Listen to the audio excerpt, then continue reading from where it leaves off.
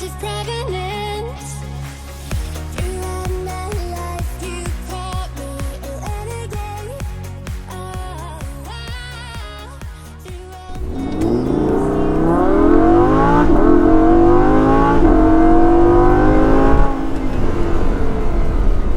Hey guys, Syed here, and today we have the Lamborghini Huracan LP610-4.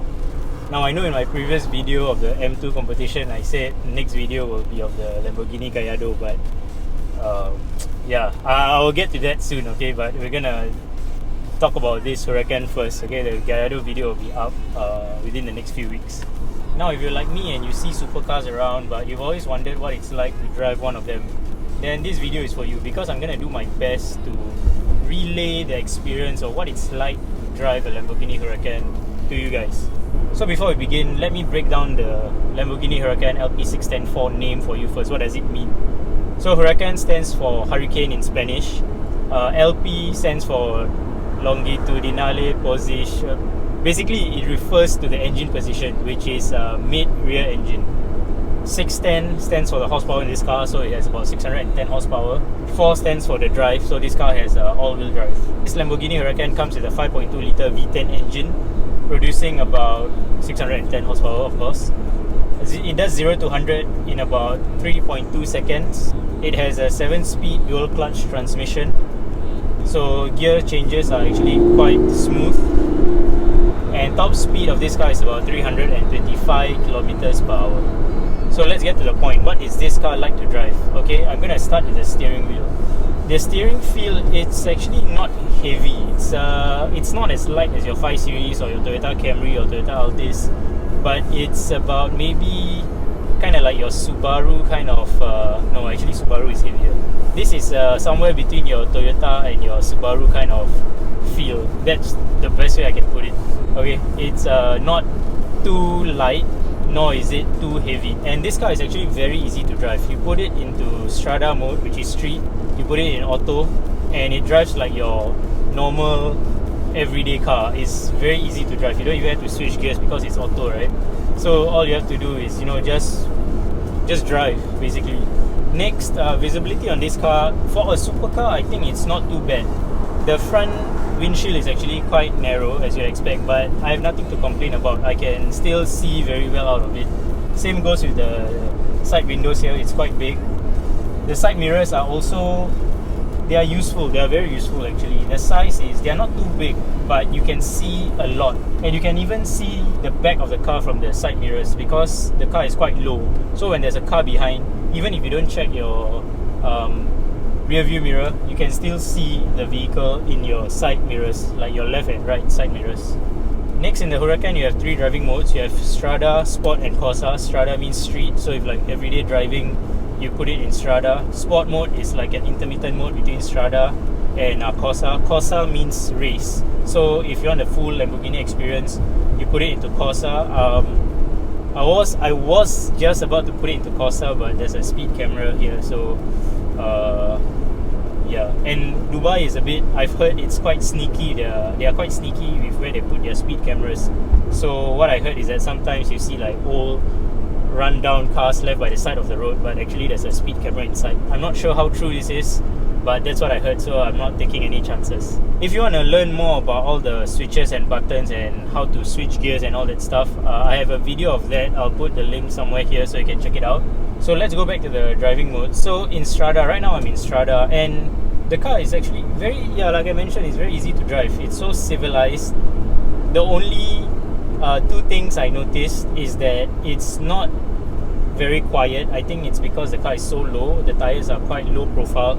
The Pirelli P0s on this car, it's very low profile. The car itself is very low, so you do get a lot of road noise. But for a supercar, I think it's perfectly fine. Number 2 is the suspension. So this car has magnetic suspension which adapts to the road conditions and all that stuff, but it's still quite firm. But for a supercar, it's actually very livable. It's about as stiff as your maybe your BMW M car or your Mercedes AMG, or your performance cars. Basically, it's about as stiff as that. Next, the brakes. The brakes on this car are massive. So they stop you really well. Let me.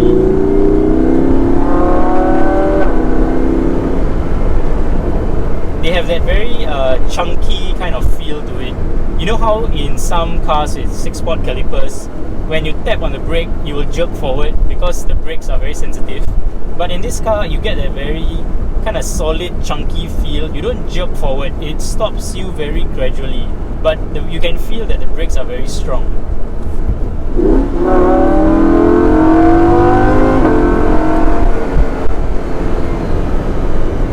The 7-speed DCT in this car changes gears quite smoothly, I have to say. So for example, now I'm in 5th gear, 4th gear. Yeah, you don't really feel the gear shifts. Yeah, the reason I know that the gear is shifting is because I can hear it from the engine sound. But if the engine is very muted, I won't know, I can't tell that the gear has already shifted. That's how smooth it is. I think this car serves two purposes. One is to seduce you, and the second is to go fast. Like, this car is so beautiful. Like, even James May said, when you drive a Lambo, you are doing a favor to the world, because the world can now admire the car. The interior of this car is inspired by a like jet fighter kind of style, so you can really see it from the way everything is designed. And you know, from your switches here to the start-stop button, you can see where the inspiration comes from. The interior of this car, it's to be honest, I think it's about the same kind of luxury standard as a high-end Audi, I would say. I'm not saying that this is not a luxurious interior. This is, but luxurious, I think, wouldn't be the right word to fully describe the interior of this car. It's more exotic, I would say. Yeah, it's luxurious and sporty. That's how I will put it, but more to the sporty and less to the luxury side, if that makes sense. This 12.3-inch infotainment screen in front here is quite useful. It's very clear. You have your RPM gauge, your speed is very, like, the fonts are very clear and legible. Just one glance and you know where everything, you know what exactly is happening. By the way, there's no gracious way of entering or exiting this car. No matter how you do it, you will look a bit off because the car is so low, and I'm not even that tall. I'm only like 1.75 meters tall, and there's not a lot of space. I don't know if you can tell, and you can't move the seats too far back because there's like a freaking wall behind you.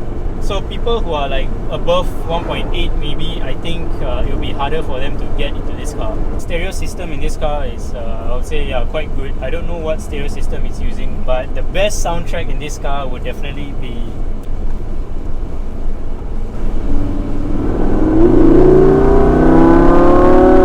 that.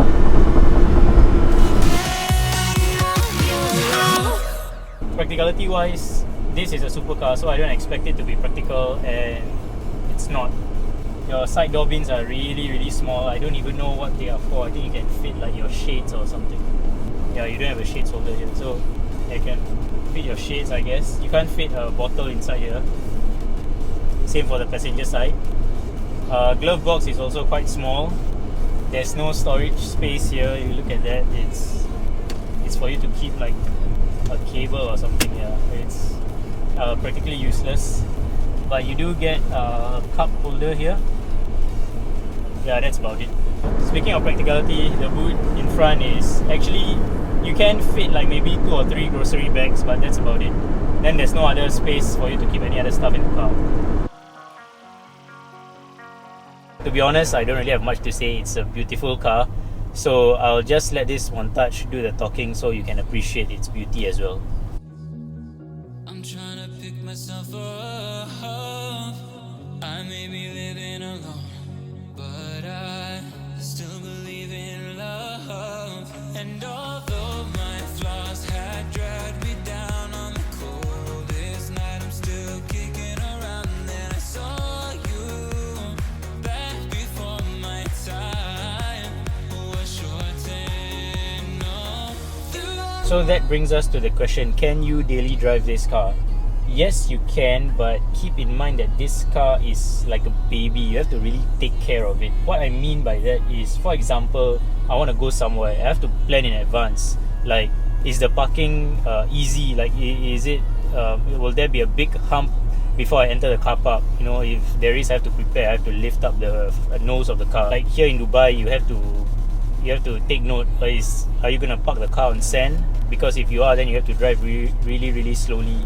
And you also have to park somewhere where, I guess, where people won't really like, you know, I don't mind people taking pictures of the car and all, but some people may go a bit further and they may sit on the car or they may lean on the car.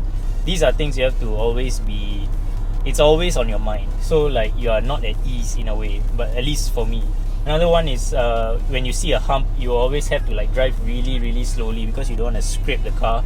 Of course, there's a front lift feature which you can use, but for example, you are driving and in an unfamiliar area and you see a very big hump and you are so close to it, this feature takes time to activate as well.